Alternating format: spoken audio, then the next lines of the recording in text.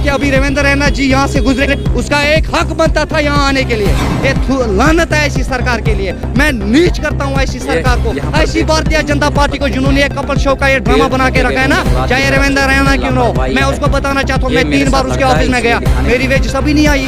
Corruption is an anti national. Corruption ने इतना बिगाड़ चुका है, बैकडोर एंट्री किसने की, ऑफिसर लोगों ने, उनको पकड़ लीजिए। हमें ट्रेड यूनियन पे क्यों चढ़ा रहे हो? अगर 60,000 ही थे, 1 लाख कहाँ से आ गया? पैसे खा के बैकडोर एंट्री, चाहे वो पॉलिटिकल लीडर ने किया या चाहे ब्यूरोक्रेट ने किया, चाहे ऑफिसर लोगों ने।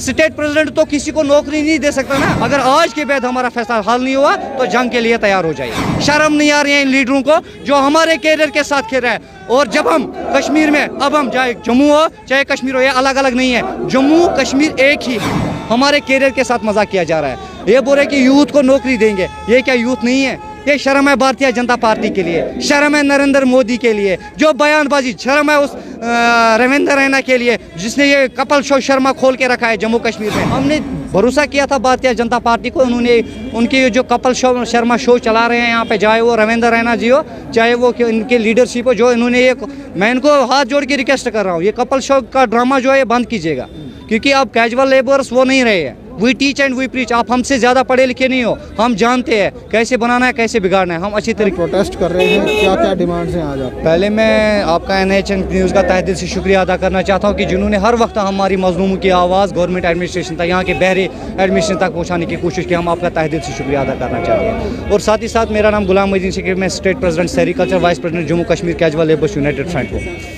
सर, आज जो जम्मू प्रोविंस में हमारा Jammu Kashmir casual labours all department United front के बैनर तले हमने आज यहाँ पे प्रोटेस्ट रखा है। 31 को हमने कश्मीर प्रोविंस में है और उसके बाद देखेंगे हम अपने लोगों से मिले हैं, क्योंकि रोडों पे हम 25 साल से बेशक है, रोडों से पे हम, चाहे वो रेगुलराइजेशन के हवाले से हो चाहे मिनिमम, हम अपने मुतालबात के हवाले से, हमारा कोई नया मुतालबात नहीं है। हम सरकार से वही मुतालबा कर रहे हैं जो यहाँ के सरकार ने जायज़ और तस्लीम शुदा माना गया है, वो चाहे रेगुलराइजेशन हो या मिनिमम वेज एक्ट, जिसका ऐलान यहाँ के वज़ीर-ए-आज़म जनाब नरेंद्र मोदी जी ने 5 अगस्त के बाद जम्मू कश्मीर के आवाम के नाम तकरीर करते हुए कहा था कि इनके साथ इंसाफ किया जाएगा। लेकिन आज हमारे समझ में ये बात नहीं आ रही कि हमारे आर्जी मुलाजमी के साथ इंसाफ किया जा रहा है या नाइंसाफ़ी की जा रही है। अब मैं नटशल में आप लोगों को यही बात बता ले चलो, अगर आज के हवाले से इन्होंने हमारे मुतालबात के हवाले से फैसला नहीं आया तो आने वाले दिनों में एक आंदोलन होने जा रहा है जिसको रोकना किसी की बस की बात नहीं होगी। आप मुझे बताइए, हर बार जो है अलग अलग बैनर्स के नीचे जो ये लोग इकट्ठे होते हैं, क्या आपको लगता है कि ये भी एक वजह है कि सरकार जो है आप लोगों की मांगे सही तरीके से नहीं पहुंच पाती? देखिए सर, सरकार का ये सरकार अंधी है, सरकार बहरी है, सरकार गूंगी है, ना कुछ बोलती है। इतना करने के बावजूद भी जो हमारे लोग दौरान ड्यूटी शहीद हो गए, उनके अफराद खाने में से हमने भी 1000 बार रिक्वेस्ट की कि उनके अफराद खाने में से एक को सरकारी नौकरी दी जाए, ना वो है। यहाँ से हम 6-7 महीनों से तनख्वाह से मारूम है, लाइक दैट मेरे सेरिकल्चर के आर्जी मुलाजमी, वो अभी बेचारे सराफी एहजाज है, क्योंकि 6-7 महीनों की तनख्वाह उनकी सेक्रेटरी से पास हुई है। डायरेक्टर सेरिकल्चर ने अपनी मनमानी और गुंडागर्दी का आलम दिखाकर उनकी वेजेस को बंद किया गया है। ये पता नहीं है क्यों ऐसी जो 6,750, लेकिन पूरे साल को अभी नहीं मिलता है, पूरे मंथ को पूरी नहीं मिला। 1500-3000 इन बेचारों को दे देते हैं, वो भी हाथ उठा के, क्योंकि corruption is an anti national. Corruption ने इतना बिगाड़ चुका है। हमने भरोसा किया था भारतीय जनता पार्टी को, उन्होंने उनके जो कपल शो शर्मा शो चला रहे हैं यहाँ पे, चाहे वो रविंद्र रैना जी हो चाहे वो इनके लीडरशिप हो, जो इन्होंने ये, मैं इनको हाथ जोड़ के रिक्वेस्ट कर रहा हूँ, ये कपल शो का ड्रामा जो है ये बंद कीजिएगा, क्योंकि अब कैजुअल लेबर्स वो नहीं रहे हैं। We teach and we preach. आप हमसे ज़्यादा पढ़े लिखे नहीं हो, हम जानते हैं कैसे बनाना है, कैसे बिगाड़ना है, हम अच्छी तरीके से जानते हैं। आने वाले इलेक्शंस में आपको लगता है इसका असर दिखेगा कहीं? 24 में चुनाव है, उनके कहने के मुताबिक 24 में चुनाव है। 24 तक ये हमें बता रहे हैं आज करेंगे, कल करेंगे, ये करेंगे, ये करेंगे। अब हम अपने लोगों में गए, अपने लोगों से मिले,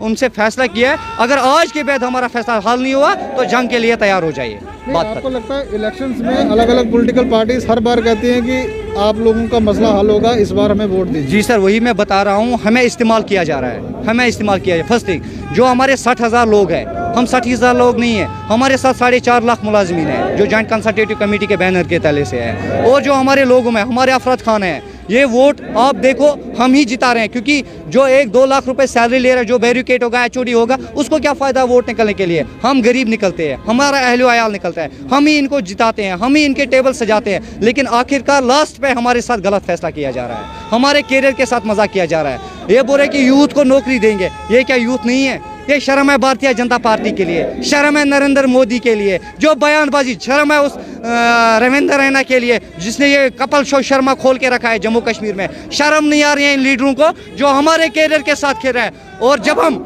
कश्मीर में, अब हम चाहे जम्मू हो चाहे कश्मीर हो, ये अलग अलग नहीं है, जम्मू कश्मीर एक ही है, ये एक ही प्लेटफॉर्म है, एक ही बैनर है, हम भाई भाई है। ये हमें बांटने की कोशिश कर रहे हैं लेकिन ऐसा हम नहीं देंगे। अब मैं पॉलिटिकल की ओर नहीं जा रहा हूँ, मैं डेली वेजर कैजुअल लेबर जो 60,000 से ज़ाहिर हमारे आरजी मुलाजमीन है। बताओ, आप बड़े यंग हैं और आपके जैसे यंग लड़के और भी नौकरी करना चाहते हैं। जी सर। क्या वो इतनी हिम्मत रखेंगे कि एक कैजुअल लेबर लगे आजकल के ज़माने में?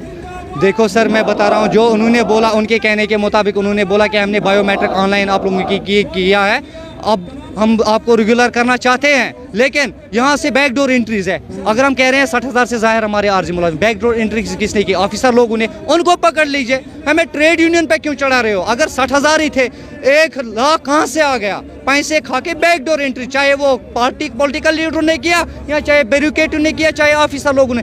स्टेट प्रेसिडेंट तो किसी को नौकरी नहीं दे सकता ना। मैं खुद के नौकरी के लिए लड़ रहा हूँ, मैं खुद ये बोल रहे कि भारत माता की जय, मैं बताने के लिए तैयार हूँ। मेरी सैलरी दे दीजिए, मेरी तनख्वाह दे दीजिए, मैं बोलूँगा भारत माता की जय है, मैं बोलूँगा मैं उसका बेटा हूँ। मेरी सैलरी दे दीजिए, मुझे रेगुलाइज कीजिए। ये लोग जो बेचारे मर रहे हैं, जो दौरानी ड्यूटी शहीद हुए, उनके अफराद खाने में से एक को नौकरी दे दीजिए। अभी हम मर रहे हैं, हम यूथ है, सरकार कह रही है कि यूथ को हम नौकरी देने की बात कर रहे हैं। अरे वो बात छोड़िए, हम यूथ हैं, हम क्या सड़े हुए हैं? हम भी पढ़े लिखे हैं। मैं सीए कर रहा हूँ, चार्टर्ड अकाउंटेंट। मुझे बताइए, मैं इस कैजुअल लेबर काम कर रहा हूँ। ये लानत है ऐसी सरकार के लिए। मैं नीच करता हूँ ऐसी सरकार को, ऐसी भारतीय जनता पार्टी को जिन्होंने एक कपल शो का ये ड्रामा बना के रखा है ना, चाहे रविंद्र रैना क्यों ना हो। मैं उसको बताना चाहता हूँ, मैं 3 बार उसके ऑफिस में गया, मेरी वेज अभी नहीं आई है। मैं बता रहा हूँ, अगर ये कह रहे हैं इनके शौक इनके दिल में और इनके जबान में है ना, ये लोग भारत माता की जय बोलना चाहिए। मैं बताऊंगा, मेरी सैलरी दे दीजिए, मेरी सैलरी दे दीजिए, मुझे रेगुलाइज कीजिए, मुझे मिनिमम वेज सेक्टर दे दीजिए जो मेरा हक बनता है। जब वो नहीं मिल रहा है तो ये वोट ढूंढ रहे। 2024 में चुनाव है, पता है हमें, 2024 में चुनाव है। ये तब तक हमें क्या करेंगे? जैसे अभी तक जो भी पॉलिटिकल लीडर के पास हम गए, उन्होंने हमें आश्वासन के सिवा हमें कुछ नहीं मिला। वो तो हमारे कैरियर के साथ मजाक कर रहे हैं, लेकिन आज के बाद नहीं चलेगा। हमने अब लोगों में गए, लोगों से मशवरा किया, हमने लोगों की बात सुनी, लोगों को यहाँ की बात भी रखी। अब आज से नहीं चलेगा। बाय हुक बाय क्रुक हम अपनी लड़ाई, डेली वेजर्स ने 70 साल से लड़ाई नहीं छोड़ी, 25 साल से लड़ाई नहीं छोड़ेंगे ना। अभी 25 साल से उन्होंने सरेंडर किया, ना आज के बाद हम सरेंडर करेंगे। ये उनकी भूल ख्याल है, चाहे बीजेपी हो चाहे कुछ भी हो। अब हम हमारे टेबल पे हमारे, ये देखिए अभी रविंद्र रैना जी यहाँ से गुजरे, उसका एक हक बनता था यहाँ आने के लिए। मुझे पता है वोट के लिए वो कश्मीर आए, वोट के लिए वो हम मेरे श्रीनगर में आए, वोट के लिए मेरे कुपवारा में आए, वोट के लिए मेरे शोपियान में आए, वोट के लिए मेरे अनंतनाग में आए। आज वही वोटर उसके आज यहाँ पे आए और रविंद्र रैना यहाँ से वीआईपी गाड़ी में चल रहा था, उसको शर्म भी नहीं आई। यही डेली वेजर्स, यही कैजुअल लेबर्स, यही सीजनल लेबर्स, यही ITI लैंड ओनर्स जो 60,000 से ज़ाहिर हमारे आरजी मुलाजमिन हैं, जो 35 साल से सेवा कर रहे थे एडमिनिस्ट्रेशन के ऑफिसर लोगों के, ये ऐसी गाड़ियों में घूम रहे हैं, ये ऐसी ऑफिस में बैठते हैं। हम कैजुअल डेली वेजर्स उस टाइम भी बाहर रहते हैं, ना हमें सोने के लिए जगह होता है ना कुछ। तो कम से कम हमारी तनख्वाह दे दीजिए, जो की हुई काम, अर्नड पेंडिंग वेजेस, जो हमारी की हुई काम वो हमें अभी रिलीज नहीं हो रही है। ये बोल रहे हैं कि यूथ को वो करेंगे। यूथ आज का सुसाइड क्यों कर रहा है? अनएम्प्लॉयमेंट है। ये बोल रहे हैं कि अनएम्प्लॉयमेंट को हम खत्म करेंगे। कैसे करेंगे? पहले 60,000 को दे दीजिए। ये बोल रहे हैं कश्मीर आंदोलन हो रहा है, उससे भी बढ़कर डेली वेजर आंदोलन होने जा रहा है, जिसको रोकना किसी की बस की बात नहीं होगी। तो ये इमोशंस हैं, ये फ्रस्ट्रेशन है पढ़े लिखे यूथ की जो कैजुअल लेबर लगे हैं। उनका कहना है कि सरकार जिस तरीके से अपना रवैया